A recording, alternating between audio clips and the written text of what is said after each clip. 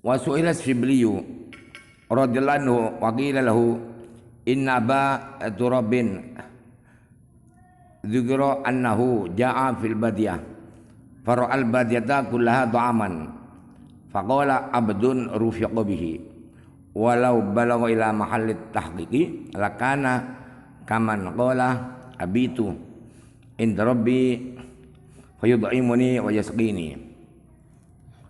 Imam Syibli pernah ditanyakan.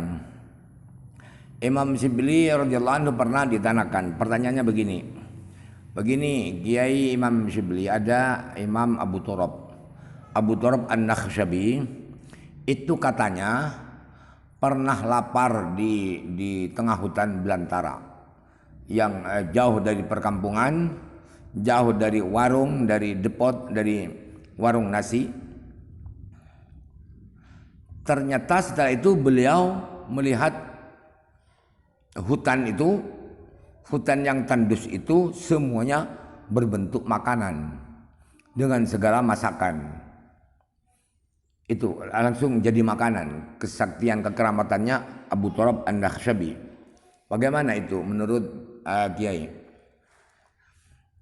Lalu jawaban Imam Syibli, berarti dia itu adalah hamba yang dilembuti oleh Allah, diramai, diperlakukan ramah oleh Allah, dimanja oleh Allah. Ini Abu Turab ini.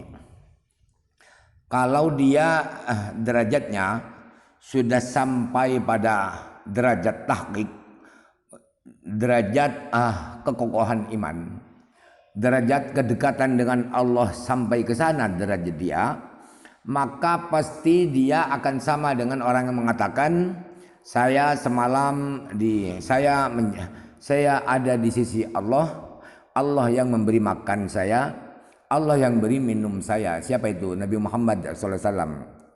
Nabi Muhammad itu tanpa ada nasi, tanpa ada makanan, tanpa ada buahan, beberapa hari tetap sehat, fit, tegar tubuhnya, badannya. Ternyata kata beliau, Nabi Muhammad, saya ini ada sisi Allah, Allah yang memberi makan saya, Allah yang memberi minum saya. Itu lebih canggih itu, tanpa harus mendatangkan makanan di hutan itu. Jadi makanannya langsung dari Allah. Kalau Abu Turab ini masih level bawah, sehingga harus membuat makanan dulu sehingga dia makan. Ini lebih canggih Rasulullah, karena dia masih kelas level manja, maka ya seperti itu kekeramatannya. Artinya begitu, jangan tertarik dengan model kekeramatan seperti itu. Kekeramatan itu untuk kelas wali-wali rendahan menurut Imam Syibli.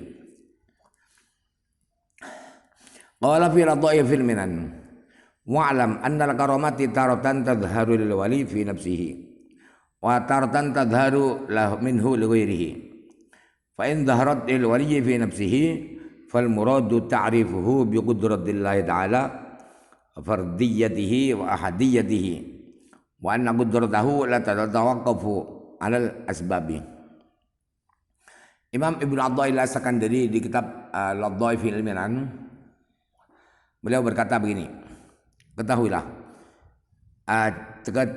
yakinlah, ingatlah bahwa kekeramatan itu kadang-kadang muncul pada wali, pada diri wali itu sendiri.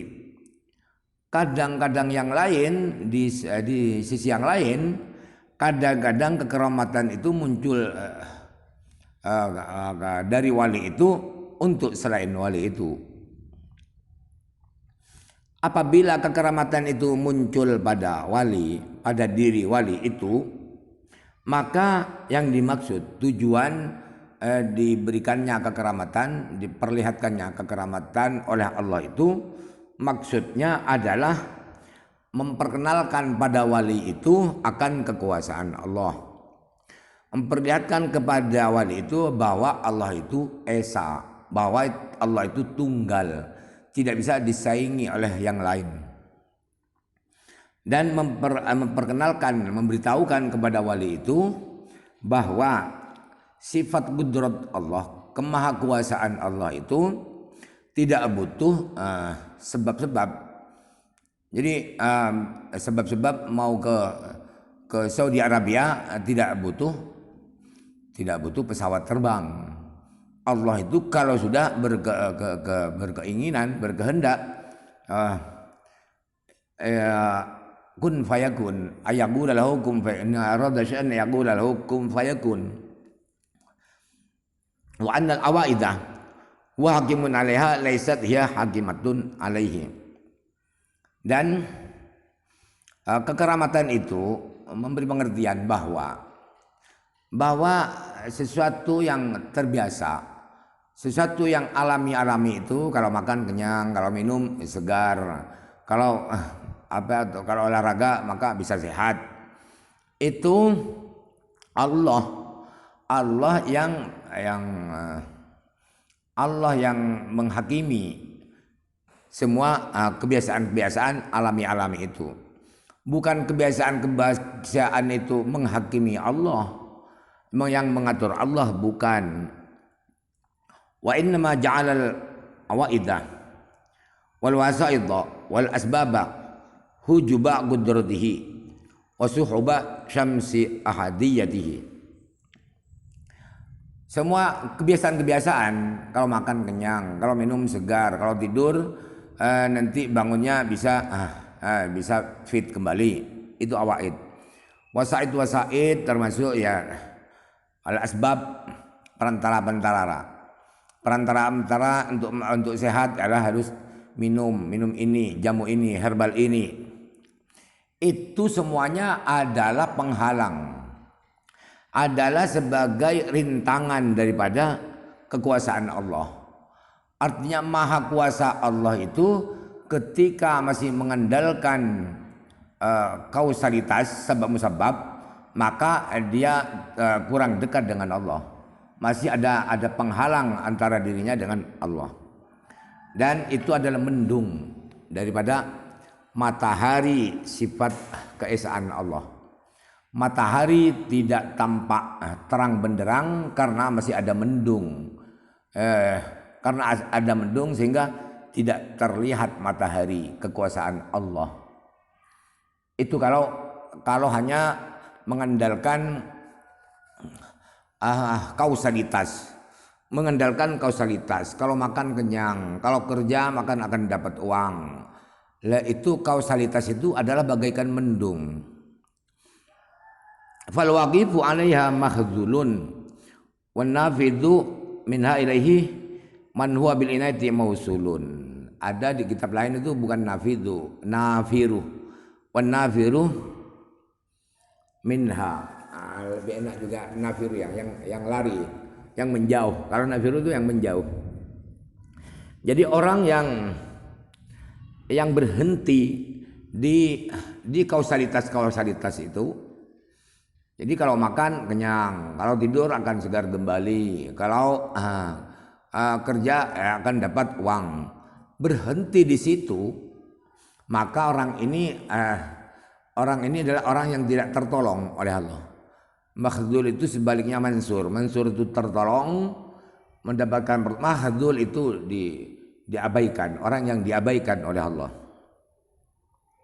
Sedangkan orang yang tembus, yang menerobos, kalau Nabi itu menerobos dari kausalitas itu adalah orang yang dipertemukan dengan Allah, dengan inayah Allah, dengan perhatian Allah. Atau kalau yang nafiruh, orang yang berlari orang yang lari menjauh dari kausalitas itu, langsung disandarkan kepada Allah, tidak mau dengan kausalitas, maka dialah yang sambung kepada Allah berkat pertolongan, perhatian Allah Subhanahu wa taala.